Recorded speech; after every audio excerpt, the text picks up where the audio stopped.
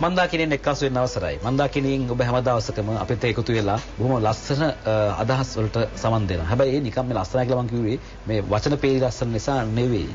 ඇතැම් විට අපි නොදන්න අපි සොයා යන බොහෝ දේවල් සත්‍ය අසත්‍ය භාවය පිළිබඳව කොහොම සරලව අපි විමර්ශනයට ලක් කළාට පස්සේ ඔබට ඒ අදහස් ලස්සනයි. ඒවා තේරුම් ගන්න පහසුයි. දැන් අපි අද දවසේ පිවිසෙන කාරණාව ඔබ හැම කෙනෙක්ම සම්බන්ධ කාරණාවක්. ඒ නිසා බොහොම ගැඹුරින් මේ ගැන අධ්‍යයනය කරන්න ඔබට හිතන්න හිතේවි. හැබැයි අපි සැහැල්ලුවෙන් කතා කරමු. අපි කොයිතරම් යම් තැන්වලදී අසරණ වෙනවද? කොයිතරම් ගැටලු වලට අපි ජීවිතේ මුහුණ පානවද?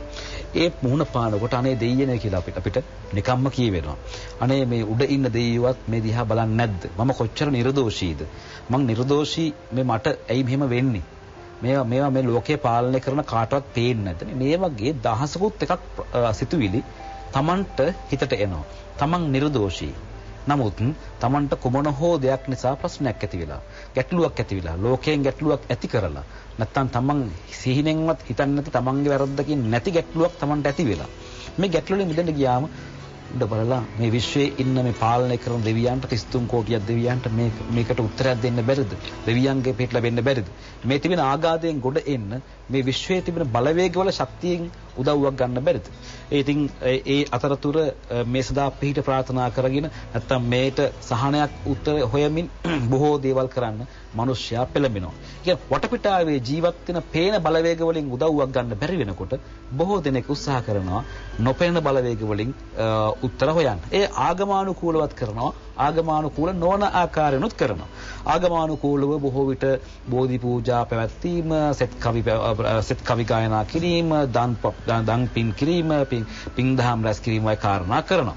ඊට අමතරව සමහර වෙලාවට තමන්ට නොපෙනෙන බලවේග වලට අත ආගමානුකූල නොවන කටයුතු කරන අවස්ථා තියෙනවා. මේවා ඇත්තද නැත්තද? මේ විශ්වයෙන් අපිට පිහිටක් ලබන්න පුළුවන්ද? මේ විශ්වයෙන් අපට සහනයක් ලබන්න පුළුවන්ද? අපි ඒ ගැන කතා කරමු.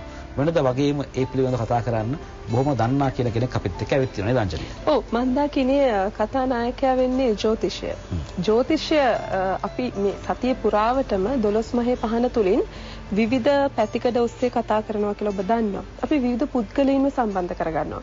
මේ සම්බන්ධ කරගන්න පුද්ගලයන් අතර දැන් මීට සති කිහිපයක සිට ඔබ දැන හඳුනාගත් කෙනෙක් තමයි මේ 12 මහේ පහන ඔස්සේ අපේ ජ්‍යොතිර්වේදී දේශමානාචාර්ය මොහන් වික්‍රමසිංහ මහතා අද දවසේදීත් අපිත් එක්ක සම්බන්ධ වෙනවා.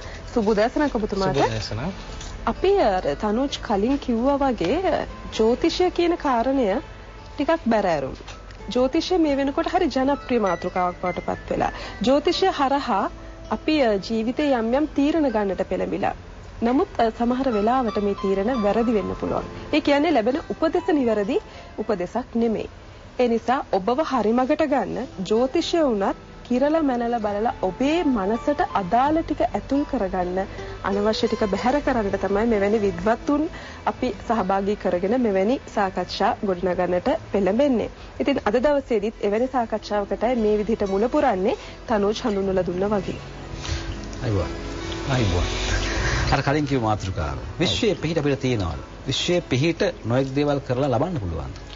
ඔතනොත් ගොඩක් වෙලාවට අපි දැන් අපි ජ්‍යොතිෂය, গুপ্ত විද්‍යාව ඊළඟට ඔය සෑම මේ විෂය පිළිබඳවම පරතරට හොයාගෙන යනකොට අපිට දකින්නට ලැබෙනවා යම්කිසි ආකාරයක මේ අපිව හසුරවන්නා වූ අපිට හොයන්නට බැරි යම්කිසි දෙයක් මේ විශ්වය පුරා පැතිරලා තියෙනවා කියන එක. දැන් ගොඩක් වෙලාවට දැන් අපි නොදන්න ග්‍රහලෝක කොච්චර තියෙනවද මේ ලෝකේ? මේ විශ්වය පුරාම.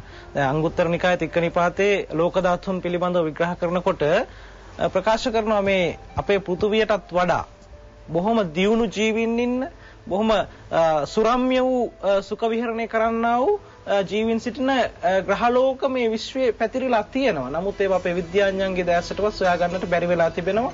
ඒ වගේම අපේ පෘථුවියේ ඉන්න ජීවීන්ටත් වඩා බොහෝම නිරාදුක් විඳින, ඊටාම පහත් ජීවි කොටසක් ඉන්න ලෝක පවා මේ විශ්වය පුරා පැතිරලා තිබෙනවා. ඒ වගේම තමයි මේ විශ්ව ශක්තිය. එහෙම නැත්නම් මේ අපි කියනවා මේ දැන් මේක මේ විශ්ව ශක්තිය කියන එක ගොඩක් කට්ටිය එක උපකල්පන ඔස්සේ ගියපු අවස්ථා තිබෙනවා.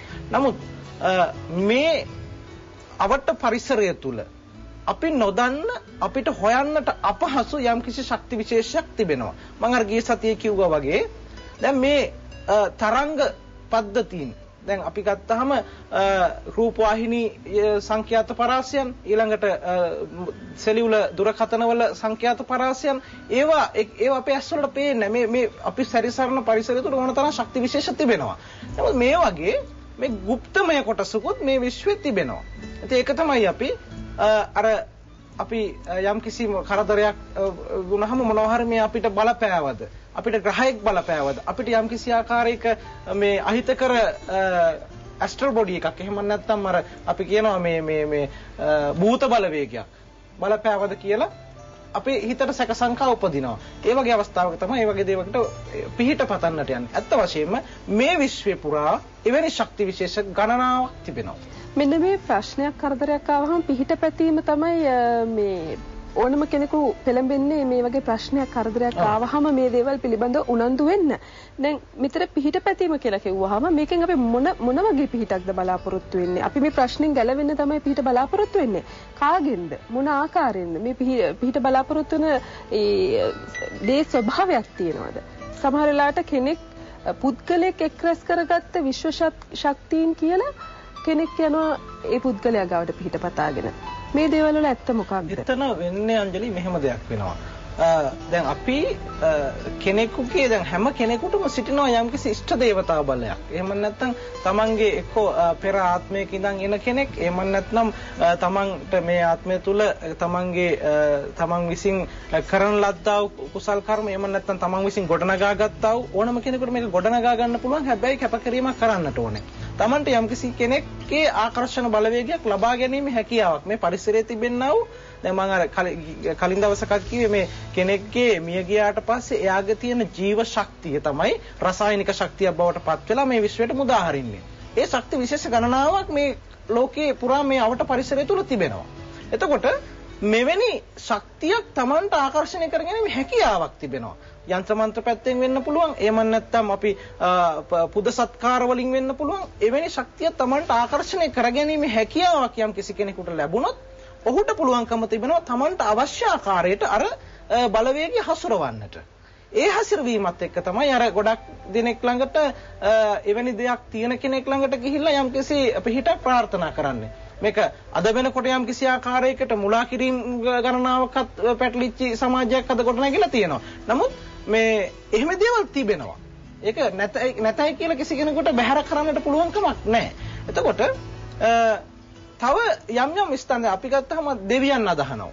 දෙවි දේවතාවුන් අදහනවා තනුජ්. එතකොට ඒ වගේ ඒ දෙවියෙකුට හරි එහෙම නැත්නම් අපි යම්කිසි විශ්වාසයකින් දැන් අපි බෝධි පූජාවක් තියනවා කියලා කියමුකෝ. ඒතර ওই බෝධියට ගිහිල්ලා අපි තෙල් සුවඳට මල් සුවඳට අර හඳුන් කුරු සුවඳට ආකර්ෂණය වන්නා වූ හිතකර බලවේග ගණනාවක් තිබෙනවා. ඒතකොට අපි ගිහිල්ලා ඒ පිහිටක් පතපුවම ඒ උදවියට අර යම්කිසි ආකාරයක මලක් පහන පූජා කරලා ඒ ආශිර්වාදය ප්‍රාර්ථනා කරපුවම එවැනි තමන්ගේ චිත්ත තරංගත් එක්ක තමන්ගේ ඉන්න ඉෂ්ට දේවතාවොත් එයාලත් එක්ක හිතවත් වුණොත් අන්න පිහිටක් ලබා ගැනීමේ හැකියාවක් තියෙනවා තනුජ්. දැන් ඔය හිතයිතිවන්ත භාවය ඇති කරගන්නේ කොහොමද? දැන් ඒක තමයි වැදගත් වෙන්නේ. අපි කොහොමද තමන්ගේ ඉෂ්ට දේවතාවා හඳුනාගන්නේ? ඊළඟට කොහොමද අපි ඒ කියන ඉෂ්ට දේවතාවා සමග හිතයිශීවන්ත භාවයක් ඇති කරගන්නේ? කොහොමද එහෙම වෙන්නේ? ඔය තාම හොඳ ප්‍රශ්නයක් තමයි. හේතුව දැන් අපි කේන්ද්‍රයට අනුකූලව නම් ওই ලග්නාධිපති ග්‍රහයාගේ බලපෑමත් එක්ක ගන්න පුළුවන්කම තිබෙනවා. කවුද තමන්ට ඉන්න දැන් ඔය එක එක ග්‍රහයන්ට අදාළ දේවතාවෝ හඳුන්වා දීලා තිබෙනවා. ඒ ආකාරයටත් මේක කවුද අපිට ඉන්න අපිට හිතකර අපිට හිතවත් කරගන්නට පුළුවන් මොන දෙවියන්ද මොන දෙවි දේවතාවන්ගෙන්ද පිහිට ප්‍රාර්ථනා කරන්න පුළුවන් කියන එක පිළිබඳව යම්කිසි නිශ්චිත ගමනයකට එන්න පුළුවන්කම තිබෙනවා. ඒ වගේම තමයි යම්කිසි අදෘශ්‍යමාන බලවේග වලින් ක්‍රියා කරන උදවිය ඉන්නවා. ඒ කෙනෙකුට පුළුවන්කම තිබෙනවා මෙන්න මේ දැන් තනුජ්ට ඉන්නේ මොන දෙවියෙක්ගෙන්ද පිහිට ලබා ගන්න පුළුවන් කොයි වගේ කෙනෙක්ගෙන්ද ආශිර්වාදය ලබා ගන්න පුළුවන් කියන එක හොයා ගැනීම හැකියාවන් තිබෙනවා. දැන් උදාහරණයක් විදිහට කුජ ග්‍රහය ලග්නාධිපති වෙන අයට ගොඩක් කරාට කතරගම දෙවියන්ගේ ආශිර්වාදය තිබෙනවා. ඒ වගේම ගුරු සිකුරු සඳු වෙන ග්‍රහයන් හොඳට බලවත් වෙලා තියෙන උදවියට සුමන සමන් දෙවියන්ගේ ආශිර්වාදය ලබා ගන්න පුළුවන්කම තිබෙනවා. ඒ වගේ ඒ ආකාරයට ජ්‍යොතිෂයට අනුකූලව සකස් කර ගන්නට පුළුවන්කම තිබෙනවා. ජ්‍යොතිෂානුකූලව හඳුනා ගන්නට පුළුවන්. ඒ අරුණාම අර මං කියපු අදෘශ්‍යමාන බලවේගයක ශක්තියක් තියෙන කෙනෙකුට පුළුවන්කම තිබෙනවා කවුද ඉෂ්ට දේවතාවක් කියන එක හඳුනා ගන්න. දැන් මේ තවත් කාරණයක් තියෙනවා මේ සමාජයේ සමහරලාට අපිට මේ දකින්න අහන්න ලැබෙන දේවල් තමයි මට මගේ ආච්චිගේ සීයාගේ බැල්ම තියෙනවා. ඒගොල්ලන්ගේ බැල්මෙන් ආශිර්වාදයෙන් තමයි මම මේ දේවල් කරන්නේ. මට අදෘශ්‍යමාන ලෙස ඒගොල්ලෝ ඇවිල්ලා කියනවා මෙන්න මෙහෙම කරන්න කියලා. මම ඒ කරන කියන දේවල් හැම දෙයක්ම සාර්ථක වෙනවා. මෙහෙම දේවල් මගේ කනටත් ඇහිලා තියෙනවා. ඔව් ඇත්තටම අංජලි මෙහෙම දෙයක් තියෙනවා. දැන් ඔය මලගිය මම අර කියපු අර ශක්ති විශේෂයක් නෙවෙයි තියෙන්නේ. මේක මිත්‍යාවක් කියලා බැහැර කරන්න පුළුවන් නෑ මිත්‍යාවක් කියලා මේක අයින් කරන්න අමාරුයි. හේතුව තමයි දැන් සමහර තැන් මට හම්බෙලා තිබෙනවා තනුත් හරි පුදුම දේවල්. එතකොට ඒ තියෙන්නේ දැන් සමහර උදවියට මුදල් ගෙනත් දෙන උදවියක් තියෙනවා.